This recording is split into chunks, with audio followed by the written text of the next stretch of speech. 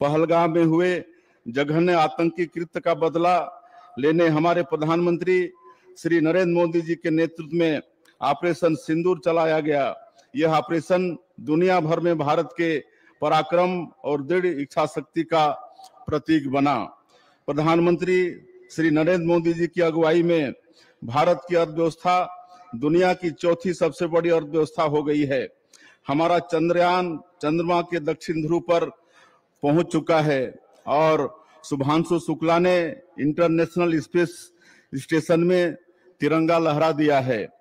इस सफलता के पीछे देशवासियों की कड़ी मेहनत और हमारे यशस्वी प्रधानमंत्री श्री नरेंद्र मोदी जी के दूरदर्शी नेतृत्व, दृढ़ संकल्प और अथाह इच्छा शक्ति की विशेष भूमिका है।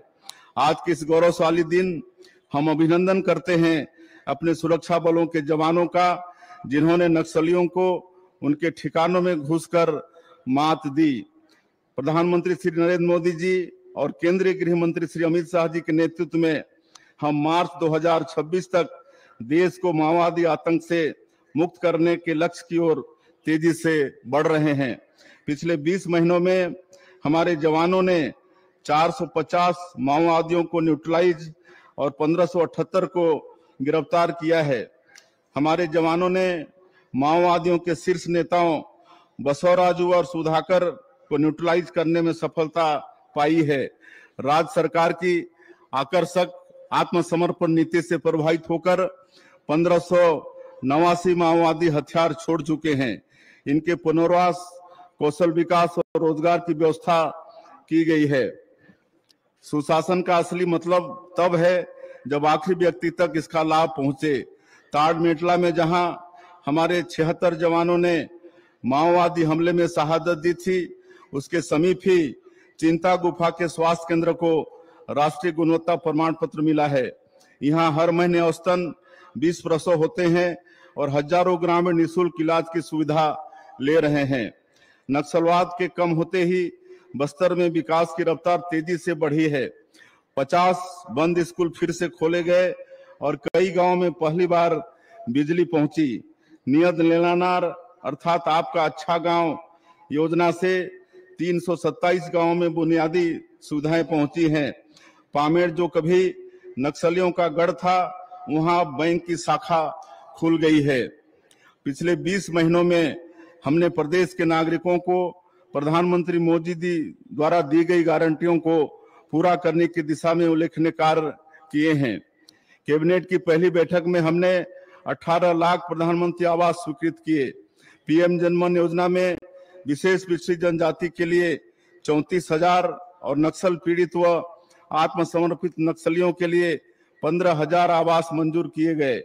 पात्रता नियम आसान किए गए हैं और नए लाभार्थियों के लिए आवास प्लस 2.0 के तहत सर्वे कराया गया है। इस तरह हर नागरिक का पक्का घर पाने का सपना पूरा हो रहा है। महिला सशक्तिकरण हमारी सरकार की सर्वोच्च प्राथमिकता है। सरकार बनने के 3 महीने के भीतर हमने महतारी बंधन योजना शुरू की। प्रदेश में 17 लाख महिलाओं को हर महीने 1,000 रुपए की आर्थिक सहायता दी जा रही है। इस योजना से महिलाएं आत्मनिर्भरता की राह पर कदम बढ़ा रही हैं। महतारी बंधन योजना के तहत माताओं बहनों को अब तक 11,728 करोड़ रुपए की राशि दी जा चुकी है। रायगढ़ जिले से हमने महिला समूहों को रेडी टू ईट फूड निर्माण का काम सौंपा है और इसका विस्तार जल्द ही हम अन्य जिलों में भी करेंगे। राज्य के किसान भाइयों का कल्याण हमारी सर्वोच्च प्राथमिकता है। कृषक उन्नति योजना के माध्यम से छत्तीसगढ़ के किसानों को धान का सबसे ज्यादा मूल्य मिल रहा है। हमने पिछले खरीफ सीजन में 149 लाख मीट्रिक टन धान की रिकॉर्ड खरीदी की है। राज्य में फसल विविधता को बढ़ावा देने के लिए हमारी सरकार ने कृषक उन्नति योजना के दायरे का विस्तार किया है। धान के बदले अब अन्य खरीफ फसल लेने वाले किसानों को प्रति एकड़ 11,000 रुपये तथा दलहन, तिलहन, मक्का, कोदो, कुटकी, रागी और कपास की फसल लेने वाले कृषकों को प्रति एकड़ 10,000 रुपये की आदान सहायता राशि दी जाएगी। दीनदयाल उपाध्याय भूमिहीन कृषक मजदूर कल्याण योजना हमने शुरू की है। इसके तहत राज्य के 5,62,000 भूमिहीन कृषि श्रमिकों को प्रतिवर्ष 10-10 हजार रुपए की आर्थिक सहायता दे रहे हैं। छत्तीसगढ़ के 26 लाख किसान भाइयों को प्रधानमंत्री किसान सम्मान निधि का लाभ मिल रहा है।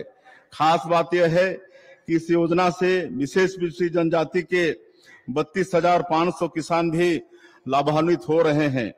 खरीफ सीजन में हमने खाद बीज की पर्याप्त व्यवस्था सुनिश्चित की।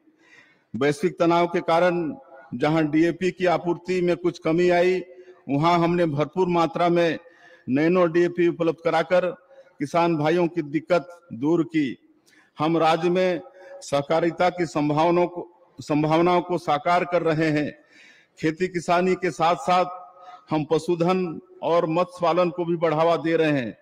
राज्य में दुग्ध उत्पादन और पशुपालकों की आय को बढ़ावा देने के लिए एनडीडीबी से हमने एमओयू किया है।